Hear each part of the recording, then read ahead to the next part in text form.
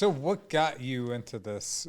You're matchmaking now, right? So yes, my cousin, who's my very, very best friend, and she's an amazing licensed clinical psychotherapist. And I had been retired for almost 3 years out of hospice and palliative care. I worked in hospice and palliative care for 20 years. And just spent a couple years doing self-care and mentoring and getting back all that life that I didn't have while I was grinding 24 hours a day. And she came to me with this idea to do clinical matchmaking based off of core values, belief systems, personality traits, the big 5 model, and not the superficial crap that goes on. And I said, Marnie, if you can actually build that program, I will help you build the business. And that's exactly what we did. And it's been amazing. So is it like a written test or an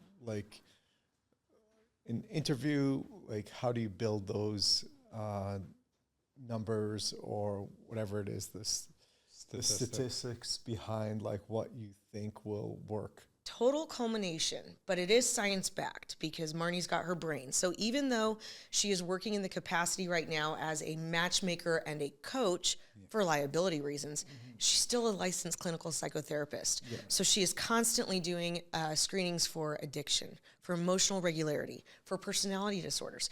Now, it doesn't mean that we don't work with flawed people. Everybody's got a flaw. But you've got to match it up, and you have to know what it is. And so that's where it gets really, really fun. So she has created this amazing program to where we're very selective with who we work with. Not in the fact that it's typical of like looks or money or things like that, but people who just really want a long-term sustaining relationship and not a dating service. Like we're not a dating service. We're not madams. We don't want to deal with that crap. You know, 65-year-old guy comes to us. I don't care what they want to pay. And they say, yeah, we date 20-year-olds. Well, that's bullshit. Go on down the road. There's plenty of websites for you. But you want to find a long-term sustaining relationship. And maybe that is with a 25-year-old. We can talk about that when we talk about age and biological age. There's so many different factors with that. But if that's what you're looking for, you're just looking to fill a hole. What are you usually seeing with, like, you know, is age not even a factor that is looked at, or what's the age difference? Generally attracted to people at like what age difference? So most people like to have about a 10-year spread, where as we get older and older, it truthfully does make sense. But here's where the key comes in. We just go. We just go. Okay, I was like, wait, am I supposed to save some? Okay, sorry. No, don't worry about it. Okay, I'll pause and I'll go. No, we just go. Oh, okay. There you go. And we don't even watch it again. So it doesn't matter. I don't ever watch either. Anything I film, I'm like, don't even. People keep on calling it. They're like, hey, I heard this. I like this, or a business manager's like, you guys can't air this. We told the people to take all these off. I was like, oh. No, I think they should all go. I was like, have you listened to it? I was like, no. We thought it was good. We were there. We were there. That's interesting. Now we free flow and like perfect. And almost like the Joe Rogan thing. Yeah, we just and we pick and choose. Okay. We just got to So age. So when somebody comes into us and they want to talk about age, so it is a factor, especially when you're screening, right? Because we've got to start somewhere. But there's so many things to consider. So first of all, let's talk about people who have a hard time dating anyway. And everybody has a hard time dating. I mean, you both are married now? Yes. Would either one of you want to be single in this demographic? No, okay. I was just thinking about it even without knowing about doing this podcast. Like, I don't know. Like, I think it was even Sunday or like a couple of days ago, I went to the ice cream store and I'm like, just hearing these awkward talks between two people. And like there were two different groups like dating, and I was like, oh, thank God I'm not in this. I think it's as you age, because like you're always told, the grass is always greener on the other side. Gotten to a point where I'm like, no, the grass is greener on this side. There's no way. Like I'm gonna go to like Toca Madera. I just want to plant more. I just want to plant more seeds. You're certainly not going to go there and find that there. I want to plant more seeds on this grass than go somewhere else. You're not going to find the perfect person. We're not going to find you the perfect person. We're going to find you the person that annoys you the least. Because the fact of the matter is, that's what it is. And so here's where people have problems the is that total truth. most of Yeah. them aren't self-aware. Yeah. And that doesn't necessarily change with age. It morphs with age because you get comfortable in, well, I've been this way for so long, so this is just how I'm going to be. Yeah. And there's an element of truth to that, but it's not completely factual. So people aren't self-aware. So first of all, you've got these people who come in and we could go gender either way. Yeah. But let's say we've got this, 65-year-old guy who plays pickleball, who golfs or whatever, and he's like, look it. 60-year-old women can't keep up with me. I got to date a 45-year-old. Yeah. I mean, I just have to. Okay, so there's a way to kind of break that down because there's biological age, there's physical age, there's emotional intelligent age, there's lifestyle age, there's life experience age. So when we're considering age, it's not just that number, because I can tell you something. There are some 60-year-old women that are hot as heck and can run circles around 45-year-old men. Yeah. So let's not start Especially there. on the pickleball court. Especially on the pickleball court. And they're fierce. We they're meet ferocious. a lot of them because we're in plastics, and they're coming to us and they want to look like they're 40 because they have boyfriends that are in their 20s and 30s. Yeah, well, I will tell you, it is the evolution. I am digging the cougar evolution. I mean, I actually, when I was single, after I left hospice and I left a 15-year relationship. And so I did the whole Tinder thing. I was like, yeah, let's just have some fun and whatever it is. Until you get carpal tunnel And no syndrome. matter what parameters I put on there, I kept getting these young guys. And there was one that I just befriended, and we would message back and forth. And I said, tell me this. What are these young guys doing with a, late 40, what do you want there? And he's like, well, y'all don't need your house fixed. You all don't need me to pay for your car. You don't want to have kids, and you don't want to get married. You just want to have sex. And I'm like, it's brilliant. It's brilliant. Now I totally get it, right? Makes a lot of sense. That's not what we do at the matchmaking company, but that's where you get it in different things. You got to add that somewhat to it. I mean, that's what you're doing in experience. your 20s, then you need a matchmaker in your Yeah. 30s. That's Well, what happens. Can I tell you what one kind of semi-related story, because you said like emotional intelligence. Yes. I was in my second year of like surgery residency, and they were running this pilot study on a test, and we've been tested with written tests the whole way through med school training, getting board certified, and they gave this test for emotional intelligence, and I'm like, and my program director had to pull me in, was like, hey, he's like, this like experimental stage, so I don't know what to make of the results, but I think I have to talk to you about this. And I'm like just talking to him. He's like, you scored in the first percentile, so like the bottom 1% of this.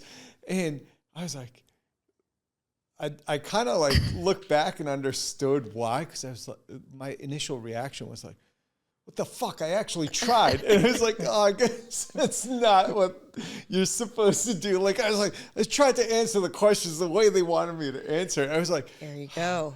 I'm emotionally retarded. And I was so pissed off.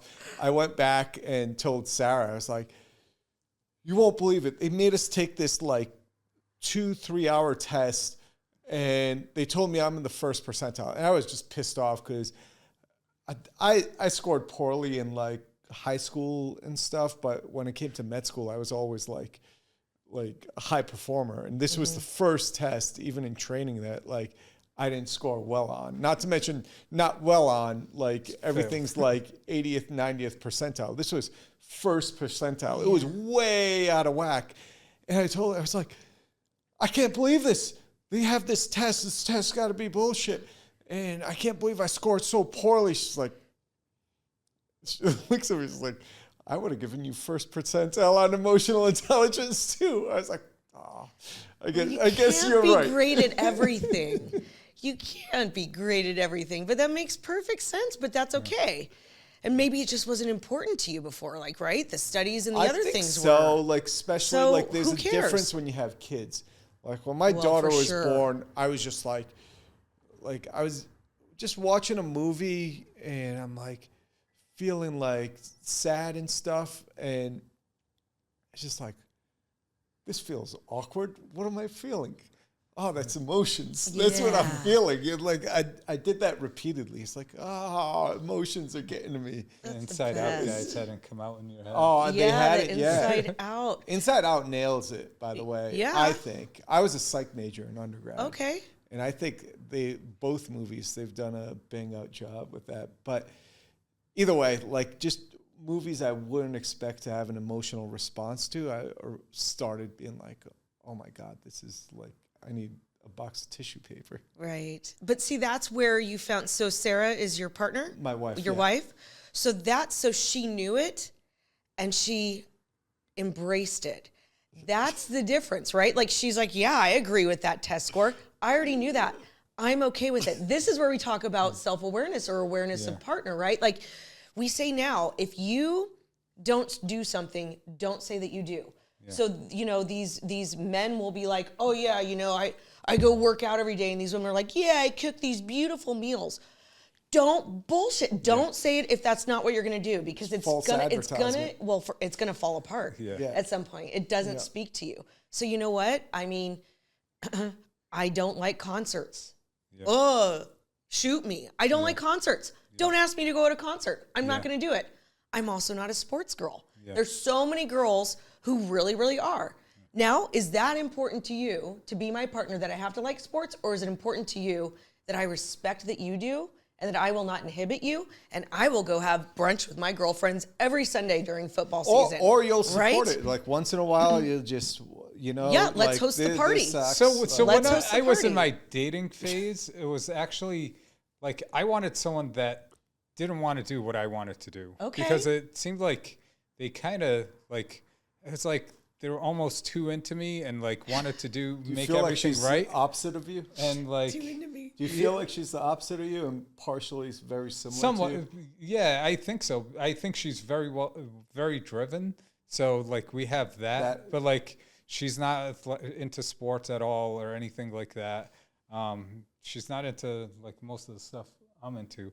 And emotional intelligence, I think in our house we grew up our family's like no emotional intelligence. Like looking back on that 10 years later, 12 years later, I'm like, I actually understand it. And the funny part is like I was actually answering it trying to be better than who I am, and I reached first percentile. Yeah, I shut down, so I'm gonna make it worse. So let me just shut down so I don't make it worse. I was the most emotional growing up in the family. I cried all the time. Okay. And when we moved to the U.S., we moved in with my uncle, and he was just fresh out of college, but he would just like kind of like badger you to the point where like your defensive instincts is to not show intelligence. Mm-hmm. So I went from like crying all the time about everything a little too much to I'm not even tapping into that. I'm not even getting into that side, which kind of. But I think also like a PowerPoint for a surgeon. Like this is actually a strength point because you don't want anybody to get emotional when things get out of hand. Nope. Something gets like, okay, this person didn't bring this instrument in time or knows what that instrument's called. It's like that's actually like it helped out in surgery. So yeah, especially when we're in like the trauma bay, and one of my attendings was like, I thought you didn't know what the fuck you were doing, but then she's like, I realized like, no, you were there calling all the shots. Like, you know, just calmly. Like so at the end of that discussion with that program director with my low emotional intelligence, I was like, but I think if these numbers are correct, this makes me a better surgeon. He's like, I think so too. I don't know what to make of it. But I think, you know, like this kind of brings me back. It's almost like we're having like, you know, a ketamine trip or something. Bringing back like, I think the switch for us was like, we came from like war-torn country. Mm-hmm. Like it was during the Iran-Iraq war. We moved here and like people called us terrorists and like we didn't fit in. My mom would dress us in stuff that we tried to fit in. That was more European, and people thought like, you know, you couldn't wear pink as a guy those days. They had Barbie shoes for the first year. Yeah. Well, they weren't Barbie shoes. They had pink outlining on them, and like people And like you just shut down. You're like, I can't show any emotions or anything.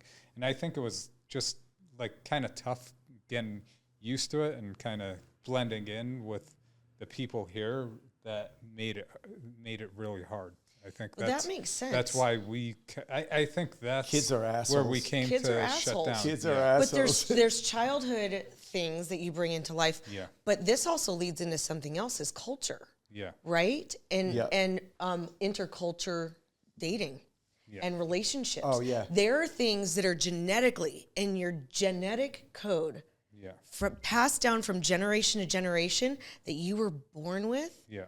That people that didn't have your same family trauma, particularly when you're talking about an entire culture that experienced things, can never quite understand. Yeah. Right? So there's also that to consider. It doesn't mean it doesn't work. Yeah. But this is where self-awareness, self-actualization, knowing your weaknesses, your strengths, your limitations, that's where that all comes in. Yeah. Yeah. So it's funny you say that because none of us are married to Iranian women. Yeah. Well, yeah. Yeah.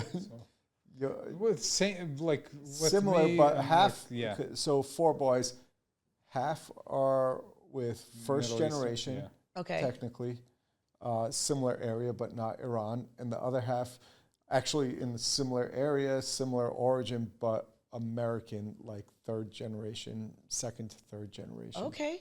So a little more Americanized. No doctors married to doctors? Yes. Yeah, I'm married to a doctor. Yeah. My youngest brother is married to a pediatric dentist. Okay. So, and he's married to, well, his wife's a physical- doctor too. Technically, she's a doctor in physical therapy. She's Physical DPT. therapy, yeah. Okay. And what's your And wife? My wife's an anesthesiologist. She's an anesthesiologist. Yeah. Okay. So not the same discipline, but Yeah, and then a doctor. nurse practitioner and I think she might have neurosurgeon. her doctorate too, Yeah, I think she because she teaches. Yeah. it's interesting. Even in my whole career, even in hospice and palliative care, my dad was a physician too. It's very interesting that people either marry in the medical field, very rare doctor to doctor. That's actually pretty rare from what I've seen. Yeah. But in the medical field, or something completely opposite. Yeah. Like So that's the why wife why that it's is rare the for social you- butterfly, the business person, Yeah. the one who can run the office, the one who can Yeah. run the social gatherings, the one Exactly. who can do the networking, and Well, it's rare for you to see it because if it's doctor and doctor, they don't make it that long. Yeah. They Yeah. kill each other. We don't need hospice. yeah, it's going to take care of itself. You need Snapped. That's what you're going to be on.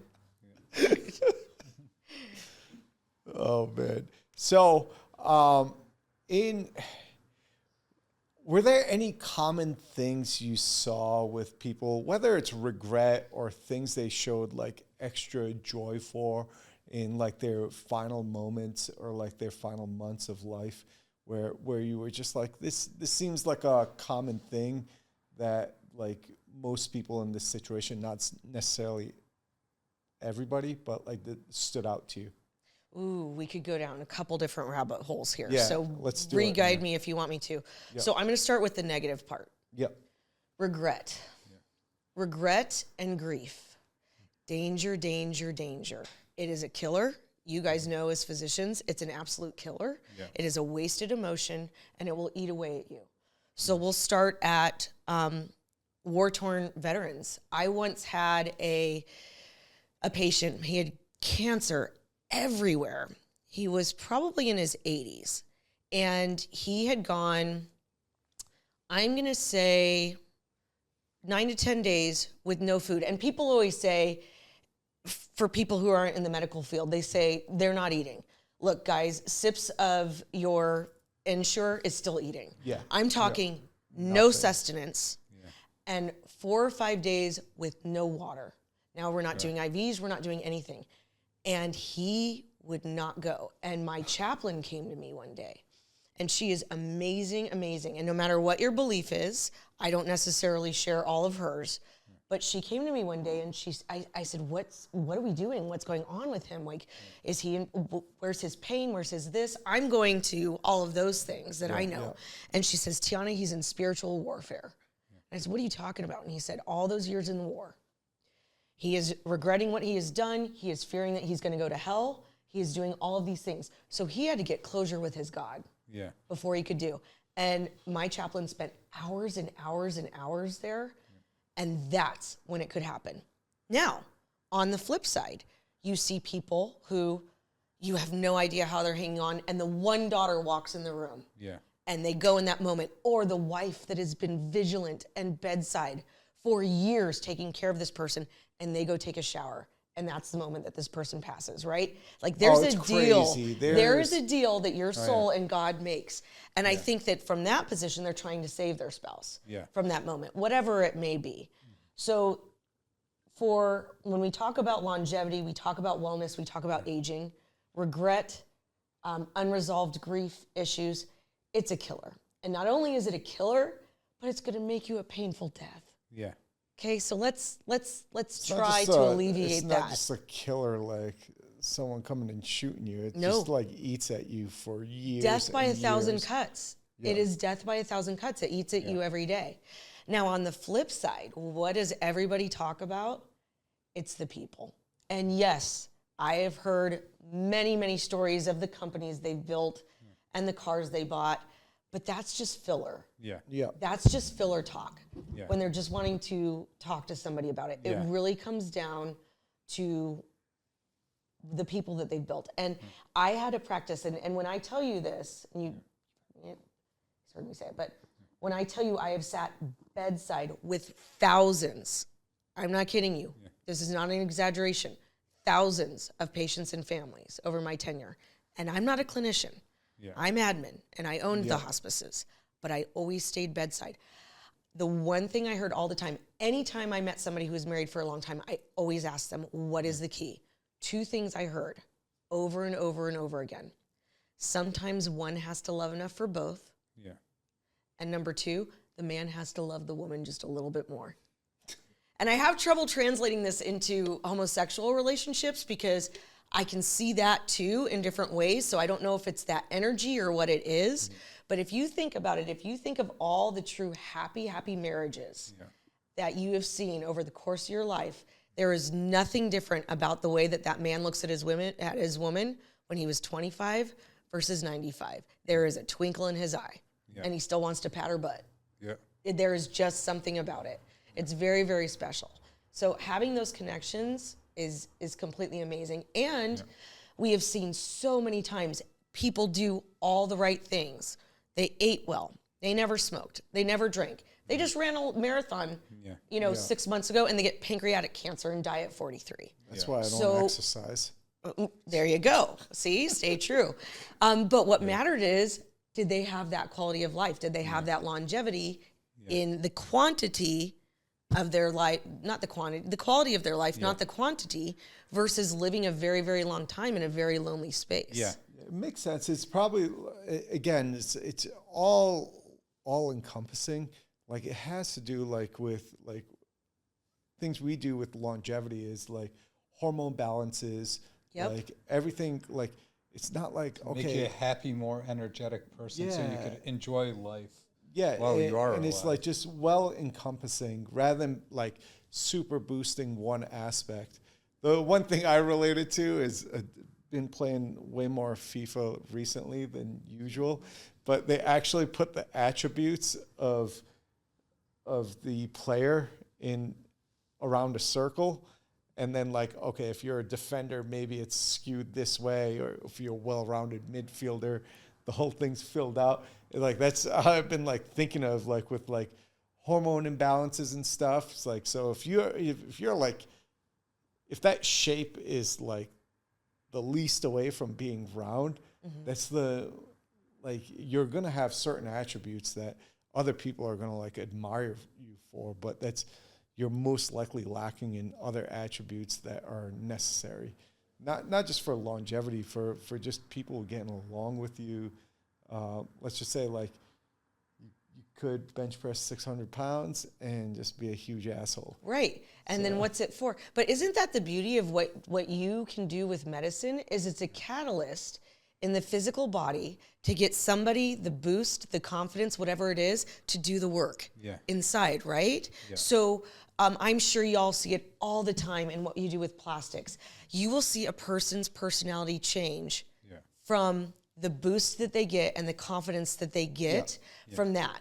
And that's the reason to do it, right? For yourself, not for anybody else. Yes, absolutely. And so I have seen very, very, very, I wish Marnie was here for this. She tells the story, but like very, beautifully big, curvy women that can get any man, and I'm talking any man that they want, anything that they want, and they look at themselves, they're like, I am freaking perfect. And then you have seen somebody that on paper would have the most perfect body, the most perfect this. If they don't got it there, what's it for? Because it's always the next quick hit. It's always the next quick fix. It's never going to be good enough. How much can I get better? Like, even when I was wrestling in high school and undergrad, I was pretty fit. I wasn't the most fit by far on the team, but I was like very cut up, very fit, but I was always like, oh, okay, if I can get this a little bigger, tone down here. And now looking back, I'm like, oh man, if I was like that would be freaking killer. And like, but it was never good enough. It was just never good enough. Well, but that's the whole point. But you got to drive yourself, though. You got to have goals, and you got to at least approach them. If you don't have goals, then just like we were talking about, you got to have purpose, right? Yeah. And if those goals are gone, you're like going to be depressed if you don't have. But if part of setting goals is like if you attain it, like let's say like body image, and then what are you going to keep? Well, social media is making that whole body image thing and lifestyle image much worse. Like for a lot of people, it's just made everything so awful. How many people drive a freaking Bugatti, and where it was like one in the world, now it's like you go to Miami, there's 16 of them lined up. Until the next thing. Yeah. Until the next thing. But social media ruined dating too. Yeah. I mean, but back to purpose. It's great for our business. Please it's great for your business. Going. Are you kidding me? Right. It's great. It's great. But talking about purpose, you have to have purpose even within your relationship. Yeah. It's not enough just to be in a relationship. Yeah. No. So when we talk about how that sustains you, and the studies you were telling me about earlier about people in happy marriages, what was it, 60%? Yeah. Like longevity-wise, length of like 60% were long-term married. They lived longer, I think. Family unity is the key. That is a big one. Well, it was just during COVID, and then all of a sudden loneliness actually got put on the map, and those of us knew that for forever and ever. And now there's all these studies. Loneliness is equivalent to smoking a pack and a half of cigarettes a day. Yeah. Well, bullshit. It always was. Yeah. And now we just forced all these people into it, and the so way I that didn't people feel were dying. lonely, so I picked up a pack of cigarettes a day. Oh, good. All right, perfect. I was just like, Whatever you good. gotta do. I'm making up for Whatever it. you got to do, So now man. I can, and I only smoke menthol cigarettes for the fresh breath. Right. Yeah. Well, they say those are better for you. Oh, God. Yeah, and like I think the Blue Zones kind of showed that. I think it's not necessarily just being married, but it's like, even like if their spouse died, they had that little community that loved them. So especially Humans the are Italian ones. Yeah. Oh, especially the Italians. They're so cute. Humans are not biologically designed to be alone. Yeah. There are those offshots, right? Yeah. There are offshots of people that really do well by themselves and off the grid. But by and far, humans are not designed to be alone, and they need that kind of connection. Yeah. And so that's where it really, and if you think about it, and if you think about what makes people happy, a lot of it is giving, sharing, teaching, learning, all of those things that come from other humans in connection. Yeah. So yes, your primary relationship is a huge factor in that, but it's not the only one. Yeah. Yeah, it's, with your kids, and some even with like, their religious belief, with, what they think of God as, like, that's almost like a relationship itself. It is, because you're not lonely. If you believe in God, and that God is never leaving you and will never forsake you and all of that. So that's what, Earth is a tough planet. Yeah. There's some really big things going on here. So to know that you have somebody who truly has your best interests at heart and wants good things for you and has your back, that's going to carry you a very far way. Yeah. When they say toxic in this study, I wonder what's considered toxic. Yeah, let's talk into that. So I think a lot of these big buzzwords, toxic, I mean, everybody's on this narcissist kick now. Yeah. All of these things, it can be very subjective, right? Yeah. So there's a scale, there's a sliding scale of it. So Yeah. people are totally overusing the word narcissist. Yeah. There's people with narcissistic tendencies, but truthfully, you have to be properly diagnosed, and it's in the DM-5 about what a narcissist is. Yeah. But there are I people think with it's who we have narcissistic as a tendencies. president that's predicting that. Not talking politics. I voted for him, but like I think that's got a huge part to do with it. Well, sure, absolutely. But when we talk about toxic relationships, Yes. there's a couple of factors to it. So what may be awful to you may be like mildly irritating to you, Yeah. okay? So it could still be toxic, Yes. but it's where I can receive it and give it that affects the toxicity level. Yeah. So there are things that are just absolute game changer deal breakers for some people. Yeah. But there are things that other people tolerate. So the fact of the matter is, if you spend your time thinking you're in a toxic relationship, you are. And guess what? You may also be the problem.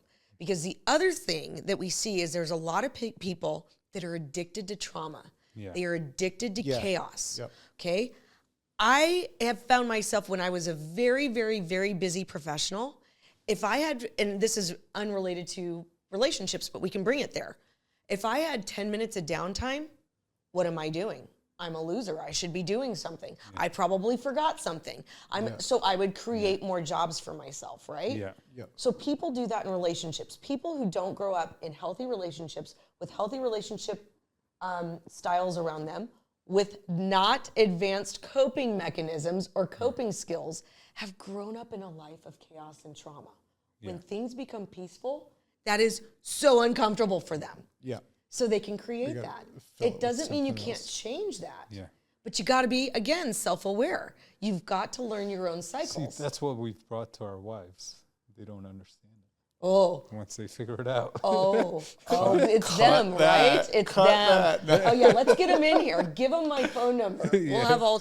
No, I mean everybody's We've had got big their issues, stuff. especially this week, because Sarah's away for the house for like the first time in a long time. Okay. And she had to extend her trip from 2 days to 4 days for like a course she was taking.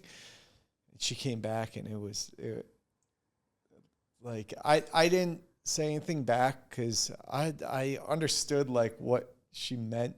We got like this new like area rug that just shed all over the house. So she spent the whole day, first day back, like just vacuuming. Yeah. Had to unload the vacuum canister like 3 times. That's how bad it was. So by the time I get home, just a lot of complaints, a lot of family stressors too. That's perfectly understandable, Yeah. like with like health concerns with the family. So I wish I had more to say. I just couldn't say anything. I was just like, I know you're right, and I'm not like, my silence isn't saying like I'm against what you're saying, but I just don't know what to say. So let me tell you about this demographic of women that we see these days, okay? We are raising our children. We are professionals. We are ball busters. A lot of times they are the breadwinners. There's all of these factors.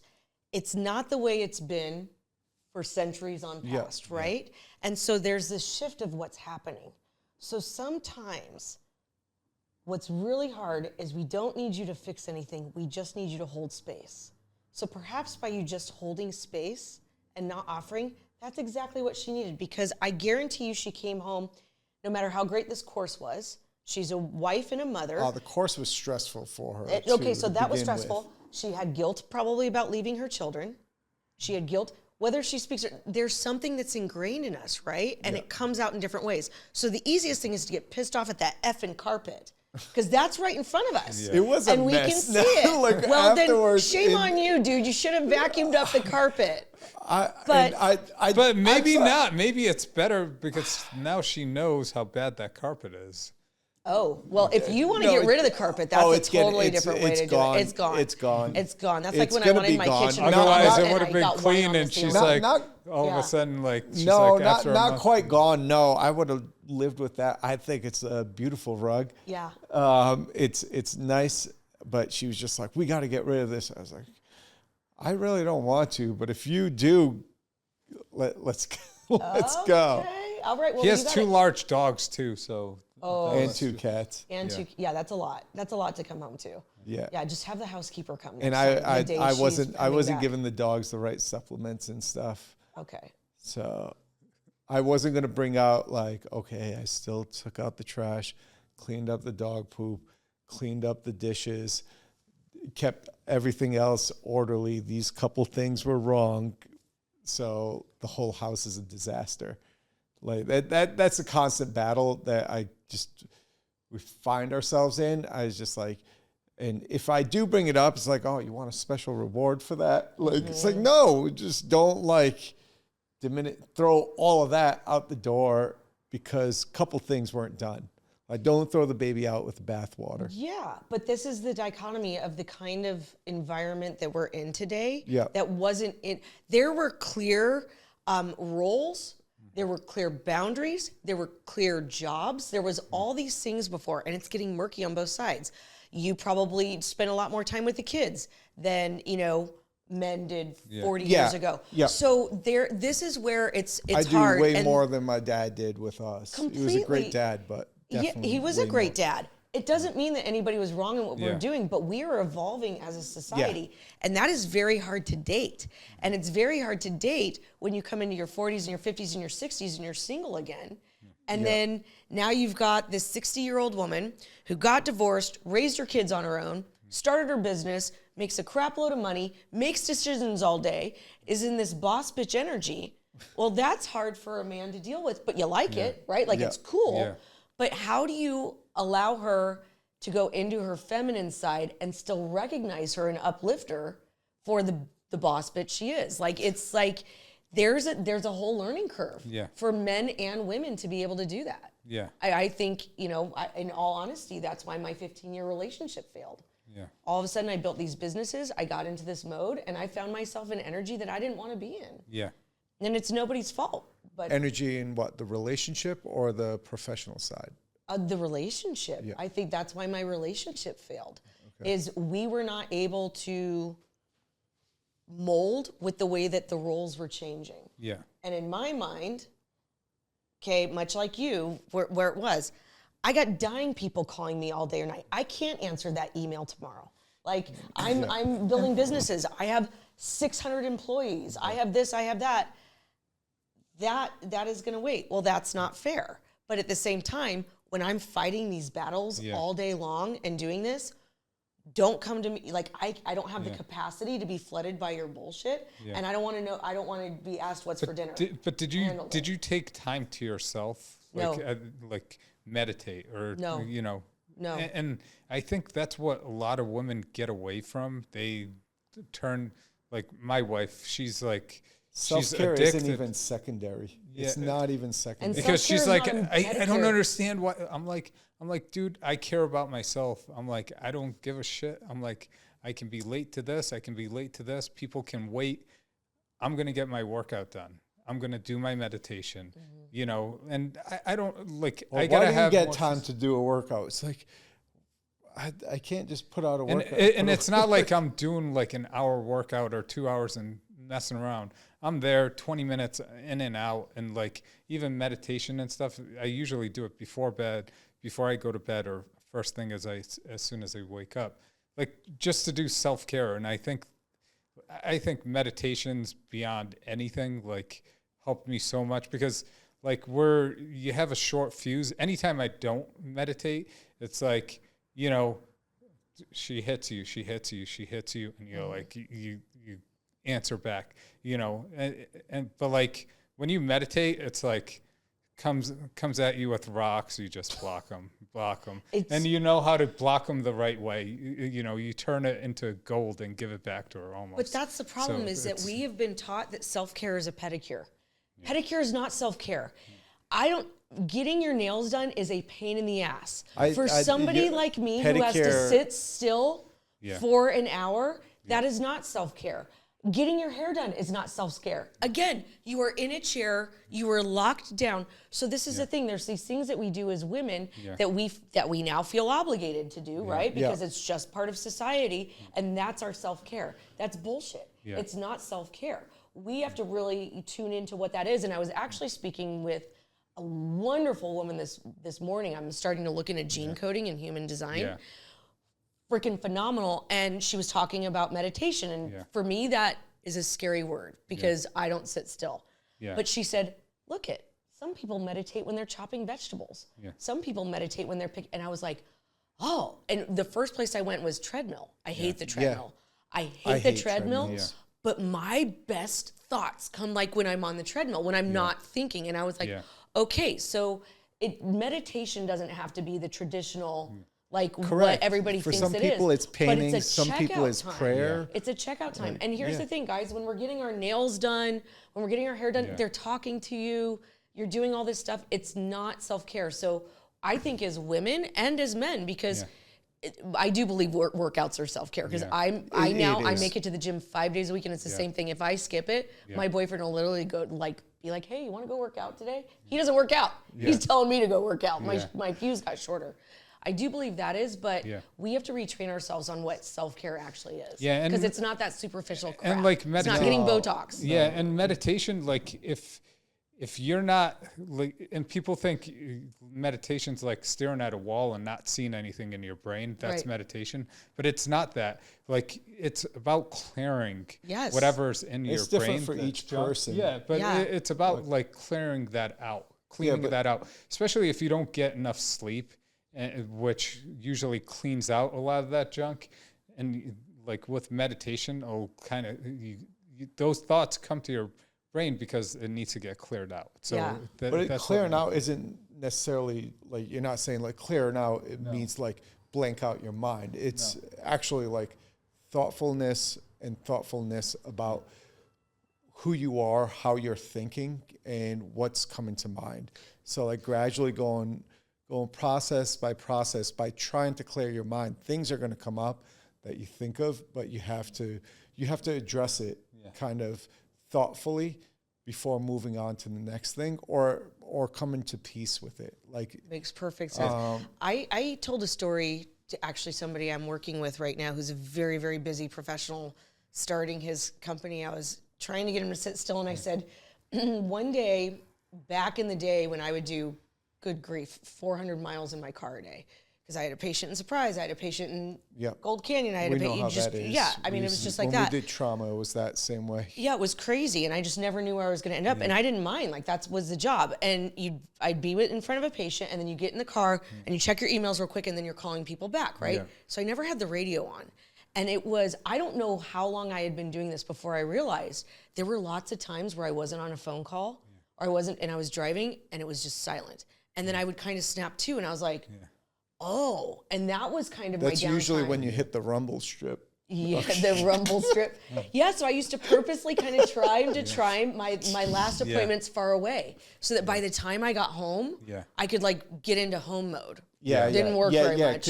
But exactly, you got to do that. You need a little bit of reset before you go into different modes. Yeah. Like right now, I need to get off of the screen. Like, I need to reduce screen time. Okay. And it's like, just, I know that's what I need to do, and that's like just unhealthy for my home life, is the amount of time I spend on the screen. Because screen time is like a flywheel, because like I spend more time on a screen, my daughter spends more time on a screen, it goes back and forth, and the easiest thing to do for both of us is to just spend the whole time on the screen. Yeah. But like, you're not getting any like actual value from that. You're kind of giving your brain that dopamine kick it needs at that time, and then it just like becomes like just what you're used to. Well, and that's the thing, is everybody says, okay, so we're talking about relationships, and we're talking about happy, healthy relationships and sustaining longevity in life. So you can say, well, I was home, but were you present? Present. Yeah. So that's the difference, is being next to somebody, but being in, now sometimes binge shows are fun, like if you can watch them together or whatnot, but when both of you are on your phones, it doesn't matter if you sat next to each other for an hour and a half. You are better off taking a 15-minute walk together. Yeah. I mean, really, oh, definitely. That is the quality time. That is the connection. That is the build. And you can't do that. It's not about proximity of closeness. It's about actually quality engaged time. Yeah. That's why sometimes hobbies are important if you can do them together, but not necessary, because you can do plenty of other things. Yeah. Plenty of other things. But there's again, not to like just go like, oh, okay, screen time. There's sometimes my daughter and I will play video games together, and we're in the same world. Yes, that so is it's just like quality us time. two walking around the block, but it's different than when she's on the phone doing something and I'm playing a video game, or vice versa. So like we try to find those common hobbies. Like she's picking up volleyball, so what sucks is it's like 110 degrees out, Right. so we can't go out and play. But like, she kind of gets disappointed with me sometimes because I'm just too tired to go out and play. I really want to, but like just hitting a volleyball, you have no time for the screen. So like, it's very enjoyable time together, and she like really opens up to it. Or like what I notice when she's not allowed to have her screen, I'm just driving her to school or her friend's house. That's They when talk. she's like really They just start open. talking. Yeah. Yeah, it's amazing what will happen when you remove those barriers, because that's all they are, is a distraction. So when you remove those barriers, magical things really happen, and that's where the connection is. Now, again, if you can connect on something, that's very different. But you know, I don't know. That's a hard thing to get the kids to open up. It's like, how was school today? School. Yeah. Oh, it was good. Yeah. It's like, okay, then you got to work on follow-up question. But like, again, the best times is when she opens up about school, and it's not like, oh, this is what we learned in science. It's not what gets her excited. It's like, guess what happened with this kid? It's like, and those stories, that's when I start getting entertained. I'm like, oh, this actually like takes me back to like junior high. Yeah, fun stuff happens. I was reading something about a mother who changes the way they ask. I wish I would have done this. I have one child. She'll be 23 next month. She's in Boston Law School, but Where at? Suffolk? Boston College. Boston College. Okay, Oh, nice. I know. She's doing well. She's doing she's brilliant. My father We was grew up in brilliant. the That Northeast. stuff skips a generation. Yeah, she did it. Yeah, she's amazing. But I did not make enough time for my daughter growing up. I can say that. It was interesting. I was mentoring another young entrepreneur, and he asked me a question that stopped me dead in my tracks. And I've been asked a lot. I've been doing a lot of things for a lot of years. And he said, Tiana, if you would have made half the money, but you would have spent more time and had a better relationship with your daughter, would you have done it? And I said, you know, even as recent as 3 years ago, I would have said no. Yeah. I did what I had to do. Today, I would say yes. Yeah. I would have taken half the money I made and done it different. How's your relationship with her right now? It's good. It's good now, but it's taken a lot of work. Yeah. So when your daughter looks at you and says, just kind of like the trash thing, like you know, you didn't feed the dogs right, you didn't do this, and she says, Mom, you never spent any time with me.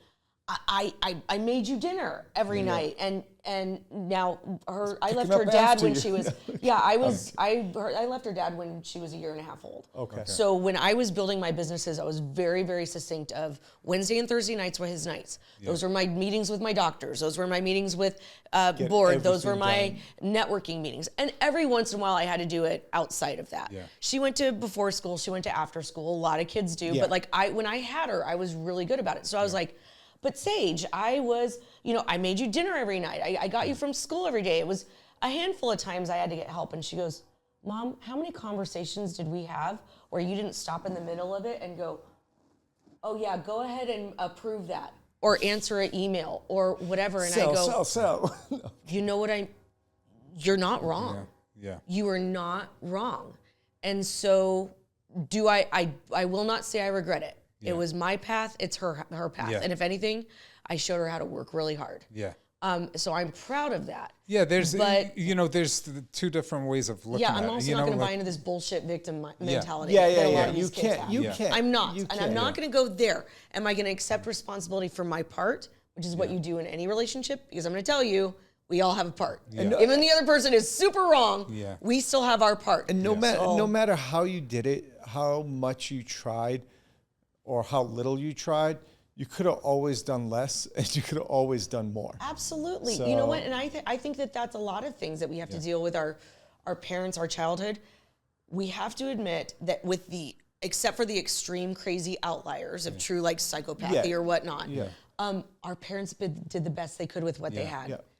At some point, if we have trauma from it, deal with it, Yeah. face it, get over it. But like, That's can't what live made in you that. strong, you know. I think But it's of it as also that. it's also you can't live up to expectations of, like, because you said everything's evolving, so you can't live up to expectations of how things are today with Absolutely how you did not. it 10 years, 15 years ago. Not to make excuses, but like it's like my dad went back with one of my brothers like this, like 10, 15 years ago, to like back to the village where he grew up, and all of a sudden he starts yelling in his dialect, which my brother can't understand, to the sheep herder. It's just, you're a villager in Iran, like just herding sheep.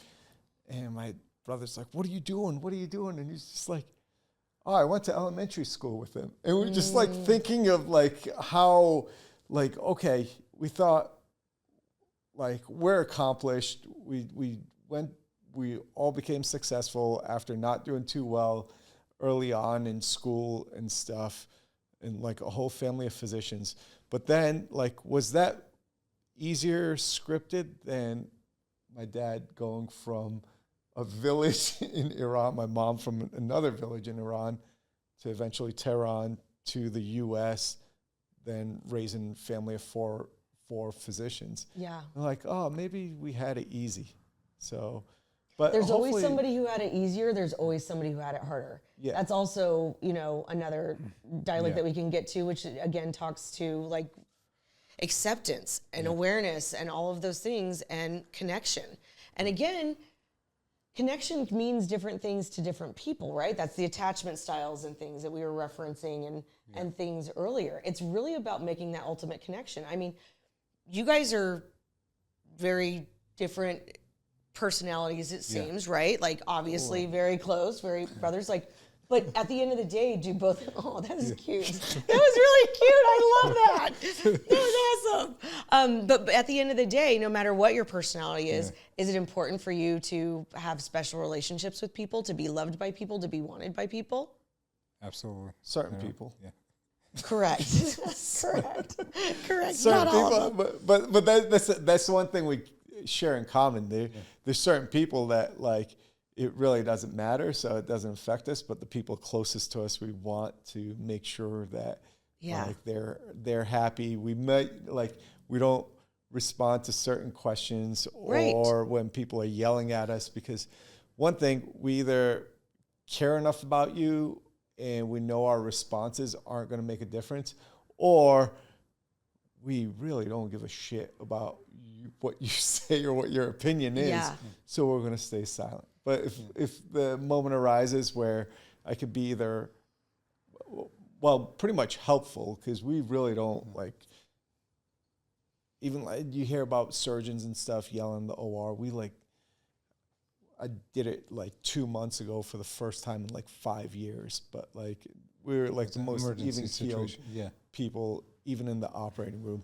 So I almost got fired multiple times in my general surgery days because they thought I couldn't be a leader because I wouldn't yell at the students that would come or the lower residents than me.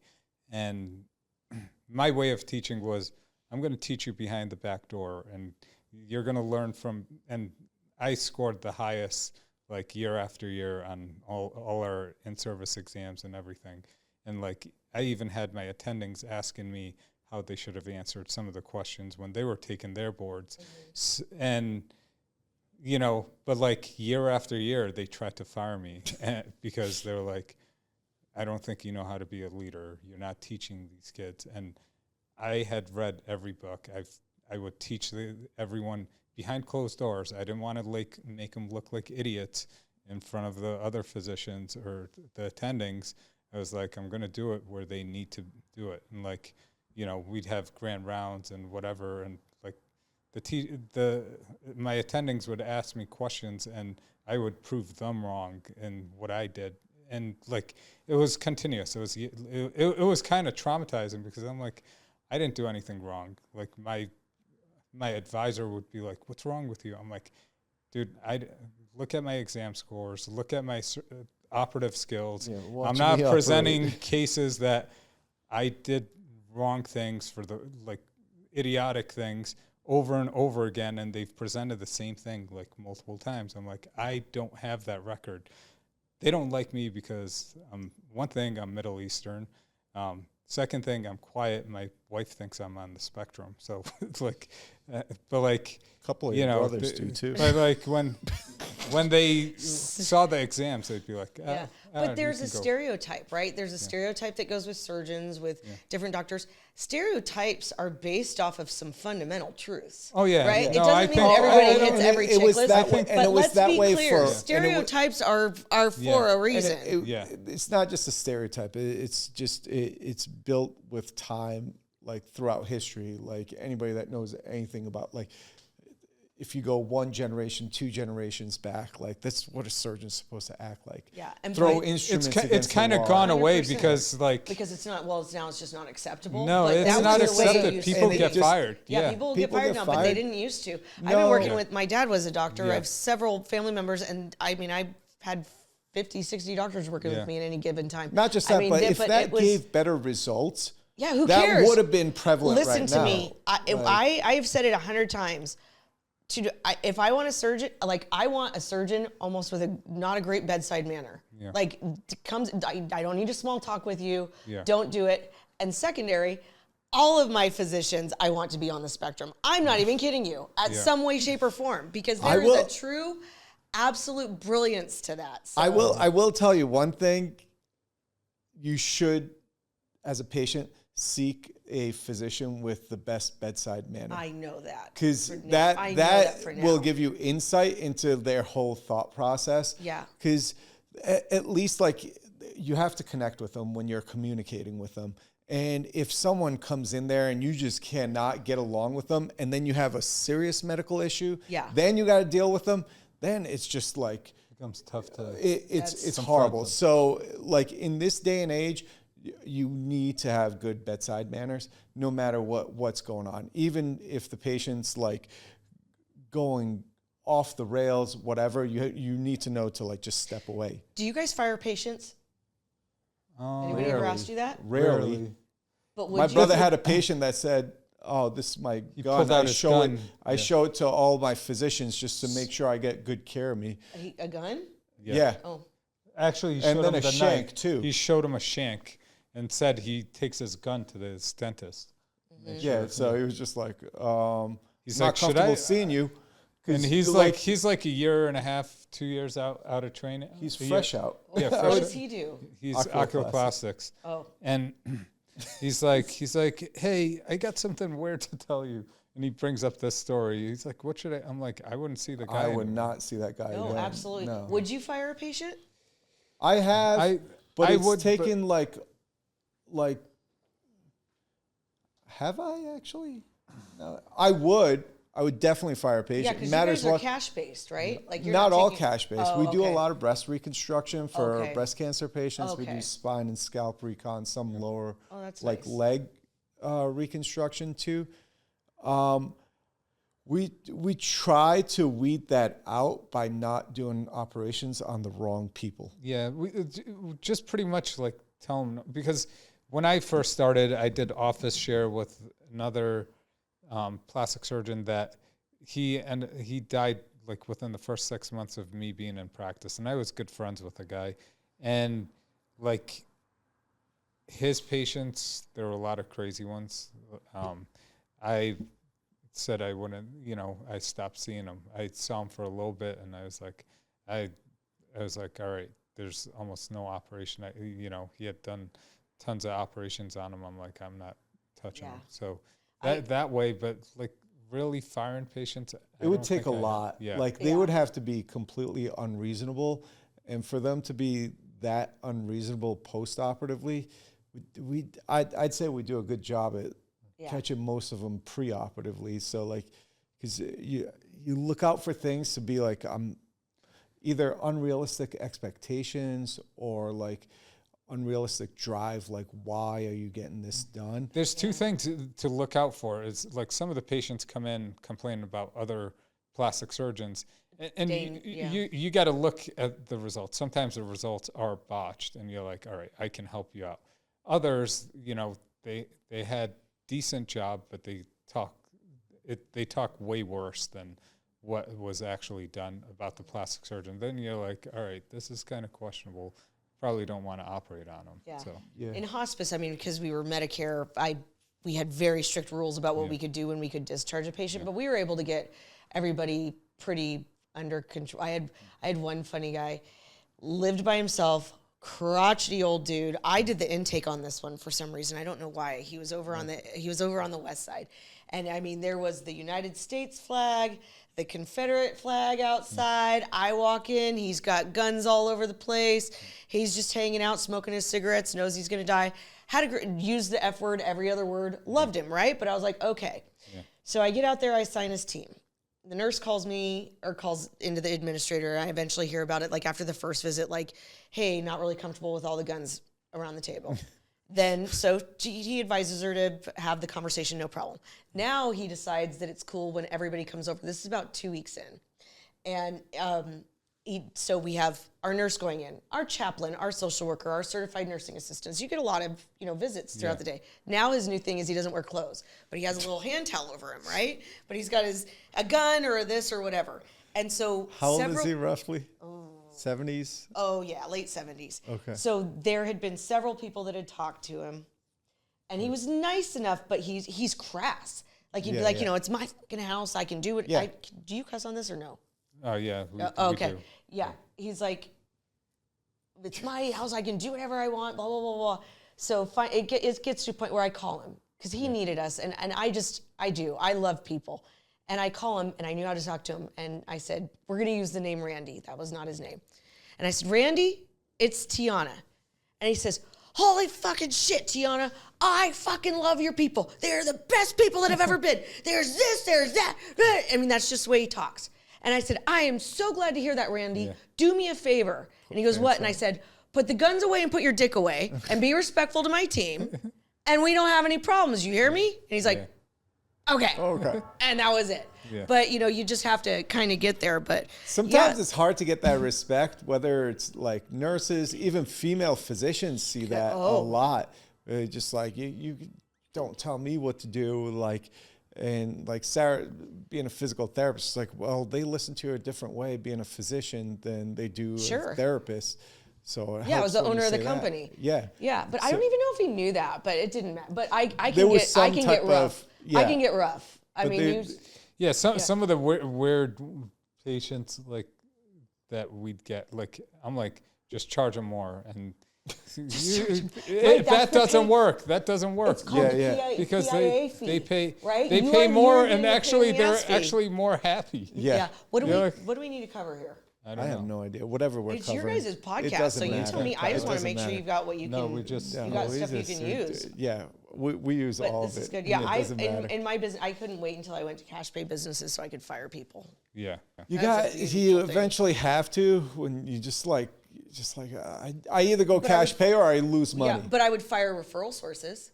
So if doctors or facilities were nasty to my nurses or didn't take good care of patients, when I got to the point where I was big enough where I was sustainable and I didn't have to take those referrals anymore, because you're out begging for business in the beginning. That was a big turning point. That's the whole thing about it's still a small business. It's not like a large corporation. You're still running a small business. Yeah, you got to know everybody. Multiple people you have to appease, whether it's like your referral base, patient base.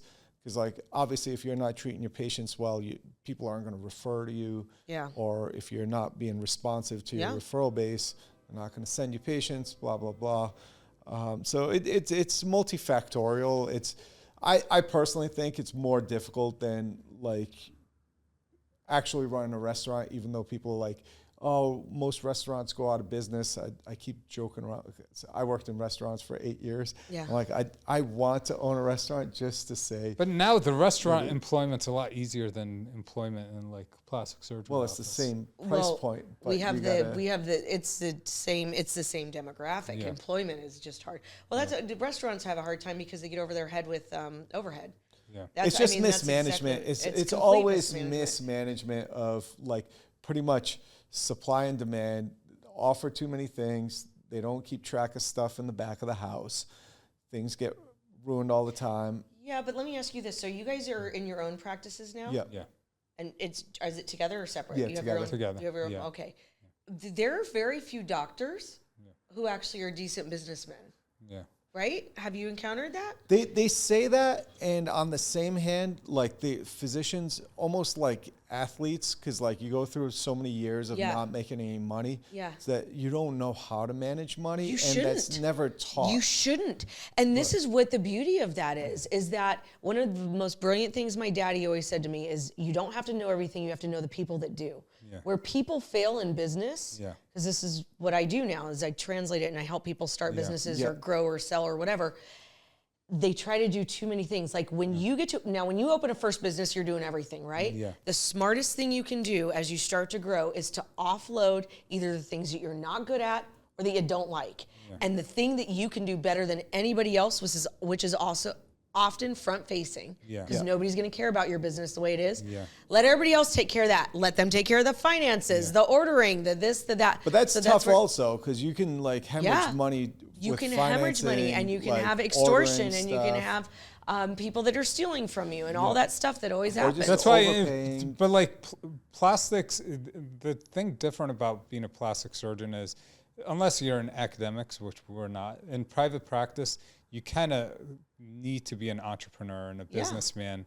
You got to figure out the should. ways to like Market. get through market. You learn a lot of things about a lot of different things, but like also like we just want to operate, and like that's what my wife gets mad because she runs our practice and she's like, she wants us to do a little more. But like, I do take time to interview my employees and make sure like I go through everyone's resumes and I'm like, all right, these are the ones to interview. And like, they go through a different, they have virtual interview, in-person interview, and then we make sure they work with our team while we bring them in for a working interview before hiring them. And like, I think that's made a huge difference in like the group of people that we keep in the office, and it's just made a better work atmosphere for us. But like, business So much better. It's been great. The thing is, for us, the only thing I see is like, we could add other physicians and stuff, like to kind of try to, I'm like, plastic surgery makes us decent money where we can feed other businesses that could be automatic for us rather than Other investments. rather than, I think trying to grow just like our plastic surgery office. I don't know. Part of it's, I grew the group to a 5-person group without my 2 brothers in it previously. And that kind of, once we split, that kind of left a bad taste in my mouth. And I'm like, I don't really want to. Well, grow the dynamics are plastic surgery different. group. The dynamics But are it's very different. but it's also like the but they all work. scalability and Yeah. like how much money you could make using your funds to put into different investments. As long as you're smart with investing and stuff, that's probably higher than putting your funds towards hiring additional people and trying to grow the practice. But I see, think that that's what goes you're back trying to your say. purpose. Like if your heart is full and you are happy because you're getting to operate all day, you're making enough money, the dynamics of your office is good. And by the way, because you are being able to stay focused on what you like to do, you can offset your money to make money other places instead of having to scale. That's your purpose. But there's people who are like, I want a 10-physician practice. Yeah. I want that. Well, that's their purpose. That's what I wanted, different. and it's kind of gone But away. I've Yeah. lost all drive for that. Every time I'm like, oh, we're building up this much, we should add a physician, do this, and like, I might want to add one person just to keep, like, I think we need to. But, 'cause but of other the than that, amount of like, work. I'm like,